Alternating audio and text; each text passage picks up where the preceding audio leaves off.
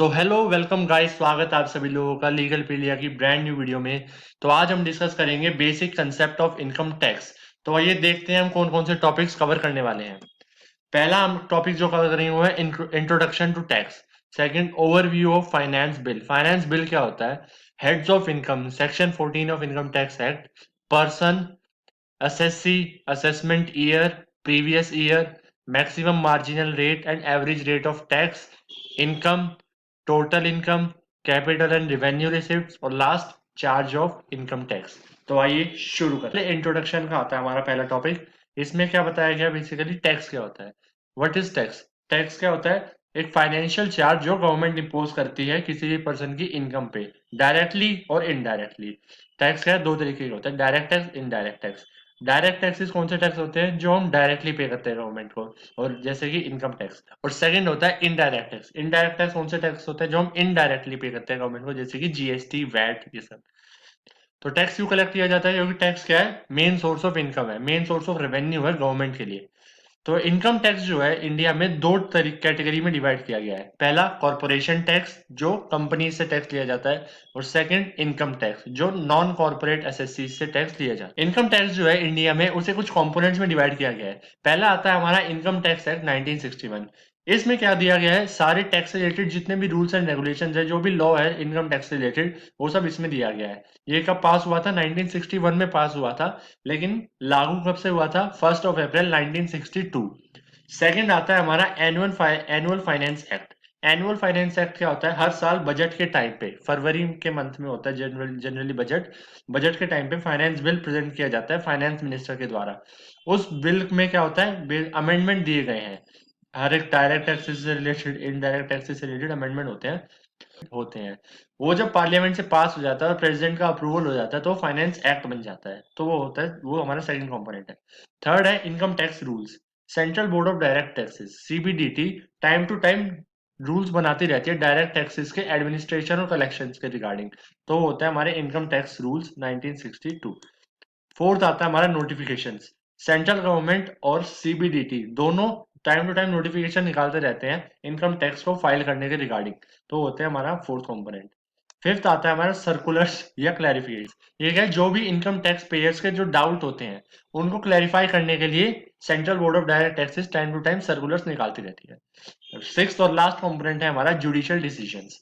Judicial decisions क्या होते हैं? जो भी जजमेंट्स पास किए गए होते हैं, लैंडमार्क जजमेंट्स होते हैं, जुडिशरी के द्वारा जो फैसला लिए गए हैं टैक्स से रिलेटेड, वो हमारा sixth and last. Next topic हमारा आता है overview of finance bill. Finance bill क्या होता है? फाइनेंस बिल क्या होता है? हर साल बजट के टाइम पे फाइनेंस मिनिस्टर एक फाइनेंस बिल प्रेजेंट करती है, जिसमें क्या होता है? डायरेक्ट टैक्सेस और इनडायरेक्ट टैक्सेस से रिलेटेड अमेंडमेंट्स होते हैं। जो भी चेंजेस करने गए हैं, टैक्स बढ़ाना है कि घटाना है, स्लैब्स क्या क्या होंगे इनकम टैक्स के, वो सब उसमें मेंशन होता है। उसमें प्रोसीजर क्या होता है? पहले फाइनेंस बिल प्रेजेंट किया जाता है फाइनेंस मिनिस्टर के द्वारा। फिर उसके बाद उसमें रिकमेंडेशंस या सजेशंस प्रोवाइड किए जाते हैं फाइनेंस बिल के ऊपर, उसमें फिर चेंजेस किए जाते हैं। फिर उसे पार्लियामेंट से अप्रूवल मिलता है, फिर प्रेसिडेंट से अप्रूवल मिलता है, और लास्ट में जाके वो फाइनेंस एक्ट बन जाता है।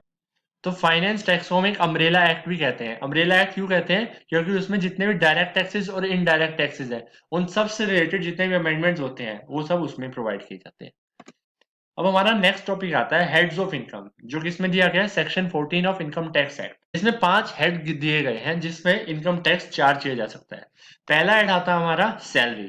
जो क्या है? जो भी एक सैलरी एम्प्लॉय अर्न करता है, उसके ऊपर जो टैक्स लगाया जाता है। सेकंड आता है हमारा हाउस प्रॉपर्टी। इसमें क्या है? जो भी एक हाउस है, प्रॉपर्टी है, उससे जो रेंटल इनकम आ रही है, वो इस पर भी टैक्स लगाया जाता है।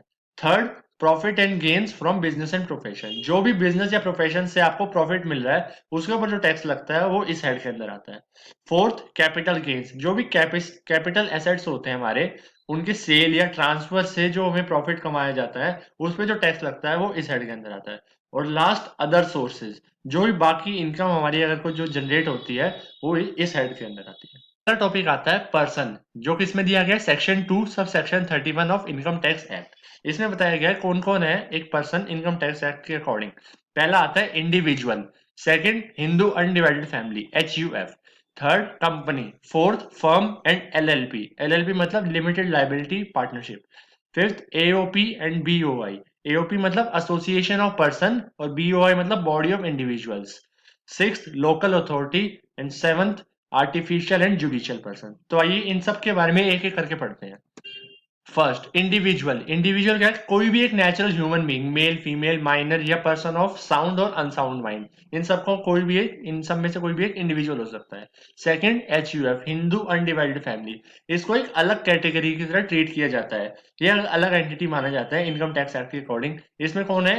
लीनियरली डिसेंडेड एक कॉमन एंसेस्टर, मतलब कोई भी एक कॉमन एंसेस्टर, उसके नीचे जो भी उनकी पीढ़ियां है उनमें सब उनकी सबकी वाइफ्स इंक्लूड होंगी, अनमैरिड डॉटर्स या कोई भी अडॉप्टेड सन या डॉटर। जो भी मेंबर होते हैं हिंदू अनडिवाइडेड फैमिली के, उन्हें बोला जाता है को पार्टनर्स। और जो हेड होता है हिंदू अनडिवाइडेड फैमिली का, वो होता है कर्ता। थर्ड आती है हमारी कंपनी।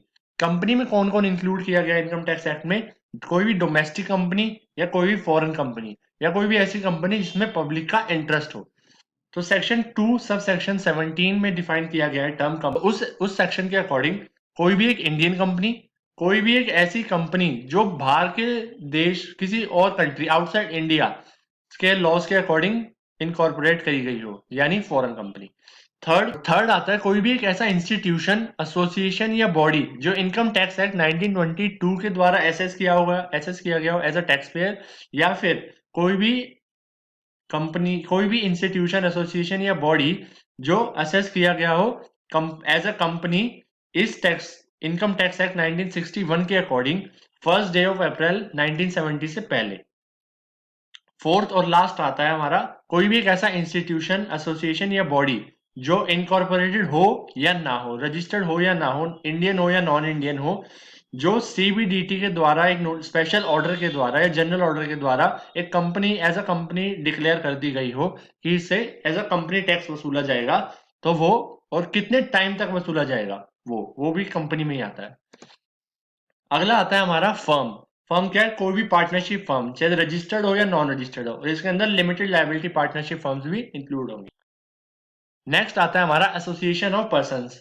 कोई भी दो या उससे ज्यादा पर्सन एक कॉमन पर्पस के लिए जुड़ के जब कोई काम करते हैं और उससे बेसिकली उनका मतलब क्या होता है? टू प्रोड्यूस इनकम या प्रॉफिट या गेन्स, उनको भी एसोसिएशन ऑफ पर्सन में गिना जाता है। नेक्स्ट आता है बॉडी ऑफ इंडिविजुअल्स। वो क्या है? कोई भी इंडिविजुअल जो ना चाहते हुए भी सेम कैटेगरी में है, मतलब जिनका मेन पर्पस नहीं है टू गेट टुगेदर, लेकिन वो सेम कैटेगरी में रखे गए हैं, वो बॉडी ऑफ इंडिविजुअल्स हो सकते हैं। नेक्स्ट आता है हमारा लोकल अथॉरिटी। लोकल अथॉरिटी कोई भी एक म्यूनिसिपल कमेटी, डिस्ट्रिक्ट बोर्ड या कोई भी जो लोकल अथॉरिटीज होती हैं, म्यूनिसिपल अथॉरिटी, ये सब ये लोकल अथॉरिटी में आता है। लास्ट आता है कोई भी artificial judicial person not falling with in any of the above category. कोई भी एक ऐसा आर्टिफिशियल पर्सन हो या जुडिशियल पर्सन हो जो ऊपर जितनी भी कैटेगरी दी गई है उनसे अलग जो बच गया, वो इस कैटेगरी में आता है। नेक्स्ट टॉपिक हमारा आता है एसएससी, जो किसमें दिया गया है? Section 2 sub section 7 of income tax act. Layman language की बात करें तो एसएससी का मतलब होता है एक टैक्स पेयर। जो भी इंसान टैक्स पे कर रहा है वो एक एसएससी है। सेक्शन 2 सब सेक्शन 7 में से कैसे डिफाइन किया गया है? An assessee is a person by whom any tax or any other sum of money is payable under income tax act। कोई भी एक ऐसा पर्सन जिससे कोई भी एक टैक्स या कोई भी एक सम ऑफ मनी क्या है इनकम टैक्स एक्ट के अकॉर्डिंग सरकार को या सीबीडीटी को कलेक्ट करना है। तो अब हमारा अगला टॉपिक आता है असेसमेंट ईयर, जो कि इसमें दिया गया है section 2 sub section 9 of income tax act. Assessment year 12 months का एक पीरियड होता है जो क्या है हर साल 1 अप्रैल से शुरू होता है और अगले साल के 31 मार्च को एंड होता है। जो प्रीवियस ईयर में अर्न करी गई इनकम है उसको असेसमेंट ईयर में टैक्स किया जाता है इनकम टैक्स एक्ट के अकॉर्डिंग।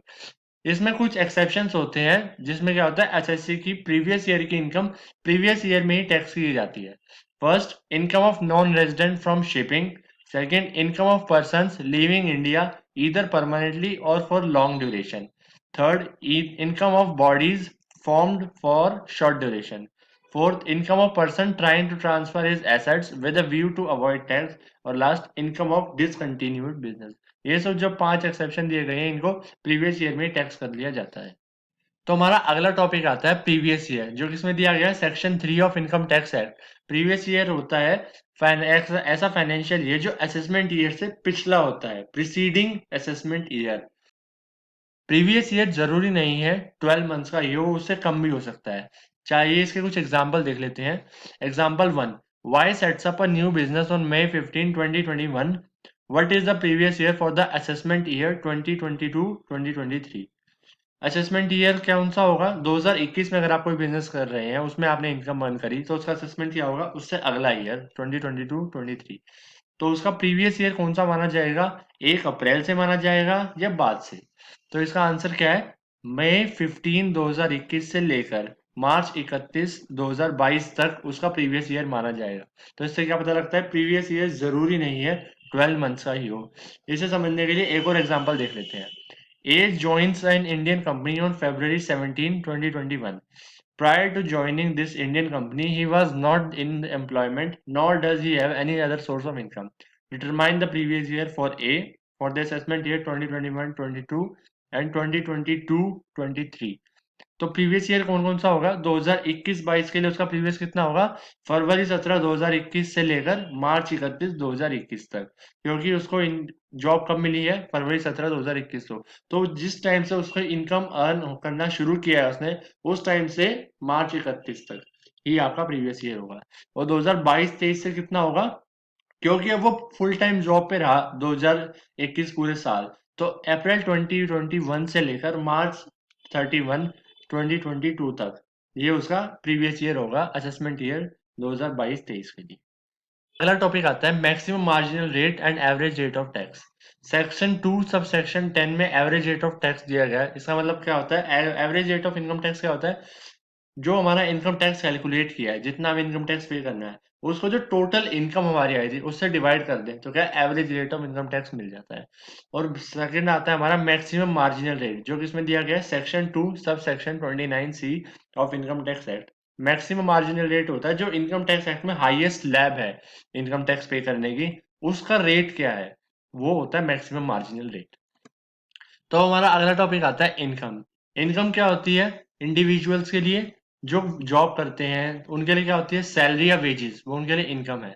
और जो बिजनेस करते हैं उनके लिए क्या है? प्रॉफिट्स और गेन्स। प्रॉफिट्स और गेन्स कैसे निकलते हैं? जो भी बिजनेस का टोटल रेवेन्यू है उसमें से जितने भी एक्सपेंसेस हुए हैं उन सबको हटा के जो बचता है वो होता है प्रॉफिट्स और गेन्स। तो बिजनेस के लिए प्रॉफिट्स एंड गेन्स, और जो वर्कर्स होते हैं जॉब करते हैं उनके लिए सैलरी या वेजेस होती है इनकम। बेसिकली एक पीरियड के दौरान कमाई गई कोई भी चीज होती है इनकम। एक पीरियड के दौरान कमाया गया पैसा होता है इनकम, जो इंडिया में सब्जेक्ट टू टैक्स होता है। जनरली इनकम क्या होती है? एक रेगुलर अर्निंग होती है। रेगुलर अर्निंग जो होती है उसे इनकम बोला जाता है, लेकिन इंडिया में नॉन रेगुलर अर्निंग्स पे भी टैक्स होता है। For example winning of lotteries and cross word puzzles, इनसे जो हमारा एक ये वन टाइम अर्निंग्स होती है इस पे भी लेकिन इंडिया में टैक्स लगाया जाता है। जरूरी नहीं है कि रेगुलर अर्निंग्स होंगी तो ही उस पर टैक्स लगाया जाएगा। इनकम टैक्स एक्ट में सेक्शन 2 सब सेक्शन 24 में इनकम को डिफाइन किया गया है। उसकी जो डेफिनेशन स्टार्ट होती है इंक्लूड्स वर्ड से, तो इससे पता लगता है जो डेफिनेशन है वो इंक्लूसिव है, एग्जॉस्टिव नहीं। यानी उसमें ये बताया गया है कौन कौन सी चीजें इनकम मानी जाएंगी या किस किस चीज पे इनकम टैक्स पे करना पड़ेगा। तो आइए देखते हैं उसमें क्या क्या दिया गया। तो section 2 sub section 24 income tax act में 23 कैटेगरीज दी गई हैं, जिसमें इनकम को डिफाइन किया गया है कि ये चीजें इनकम में इंक्लूडेड होंगी।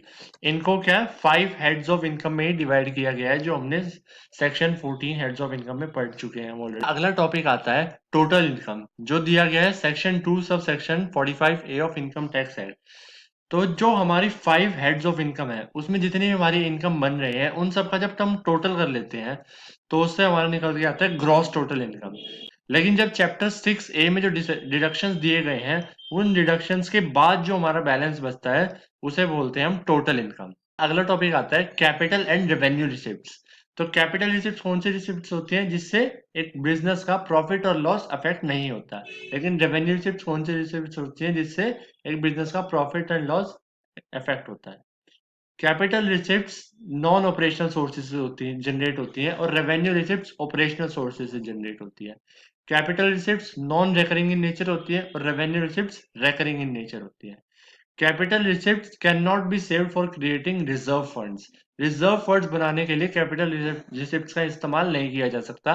रिजर्व फंड्स बनाने के लिए रेवेन्यू रिसिप्ट्स का इस्तेमाल किया जाता है। कैपिटल रिसिप्ट जो है डिस्ट्रीब्यूशन ऑफ प्रॉफिट्स के लिए यूज नहीं की जाती। रेवेन्यू रिसिप्ट जो है डिस्ट्रीब्यूशन ऑफ प्रॉफिट्स के लिए यूज की जाती है। Capital receipts can be used to raise loan from banks and financial institution. Capital receipts की मदद से आप फाइनेंशियल इंस्टीट्यूशन या बैंक से लोन रेज कर सकते हैं, लेकिन रेवेन्यू रिसिप्ट्स की मदद से आप फाइनेंशियल इंस्टीट्यूशन से लोन रेज नहीं कर सकते। कैपिटल रिसिप्ट्स कहाँ मिलती है? बैलेंस शीट में। और रेवेन्यू रिसिप्ट्स मिलती है इनकम टैक्स में। कैपिटल रिसिप्ट्स होती हैं, एग्जांपल इसका है सेल्स ऑफ फिक्स्ड एसेट्स। जो हमारे फिक्स्ड एसेट्स होते हैं उनकी सेल्स से जनरेट होती है कैपिटल रिसिप्ट्स। और रेवेन्यू रिसिप्ट्स का एग्जांपल है sales of products of business. जो भी बिजनेस में हम प्रोडक्ट्स मैन्युफैक्चर कर रहे हैं, सर्विस जो भी हम प्रोवाइड कर रहे हैं, उसकी सेल से जो जनरेट होती है वो होती है रेवेन्यू रिसिप्ट्स। तो आज का हमारा लास्ट टॉपिक आता है चार्ज ऑफ इनकम टैक्स, जो दिया गया है सेक्शन 4 में। ये सबसे इंपॉर्टेंट सेक्शन है, क्योंकि अगर ये सेक्शन नहीं होगा तो इनकम टैक्स चार्ज ही नहीं किया जा सकता। इस सेक्शन की वजह से ही पता लगता है कितना इनकम टैक्स चार्ज करना है, किसके ऊपर चार्ज करना है और कब चार्ज करना है।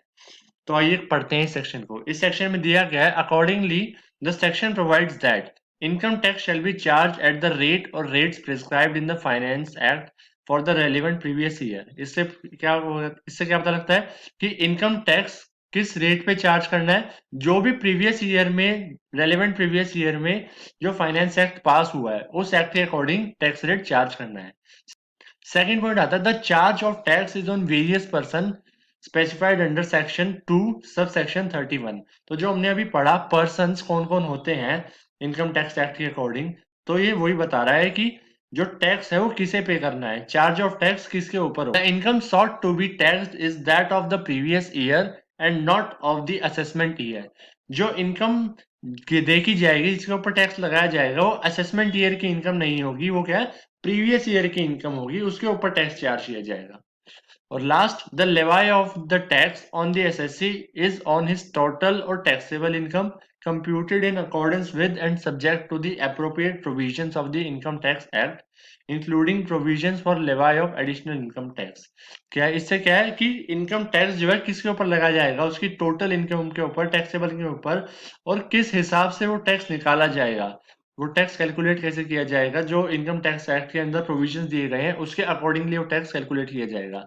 तो ये सबसे इंपॉर्टेंट सेक्शन है। अगर ये सेक्शन ही नहीं होगा तो इनकम टैक्स चार्ज ही नहीं किया जा सकता। तो थैंक यू फॉर वॉचिंग। आशा करता हूँ आपको आज की वीडियो पसंद आई होगी। अगर वीडियो पसंद आई हो तो वीडियो को लाइक कर देना, चैनल को सब्सक्राइब कर देना, और कमेंट में जाके फीडबैक जरूर बताना कि क्या क्या मैं इम्प्रूवमेंट कर सकता हूँ अपने पढ़ाने के तरीके में।